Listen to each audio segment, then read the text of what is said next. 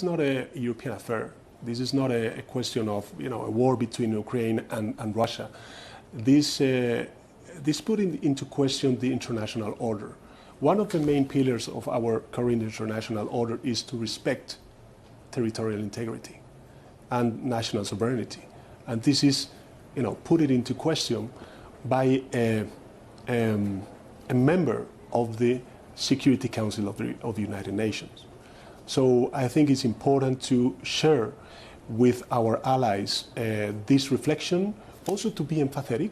I think that it is indeed very important for the international community not only to be united against Putin, to be united giving a humanitarian response to the Ukrainians, but also to give means and social solutions and economic solutions to those countries most vulnerable to potential crises such as the food crisis that we're already witnessing.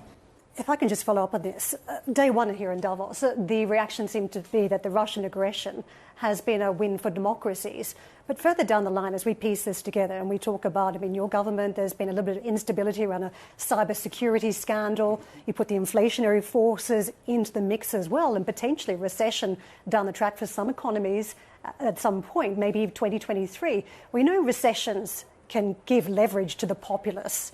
Is that going to be a problem for Spain, for Europe, where we have the populace coming back at some point because of all of these challenges?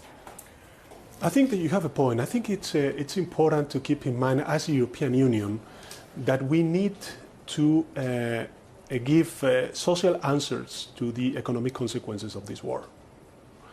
And that is why I think it's important to have aligned monetary policy with the fiscal policy.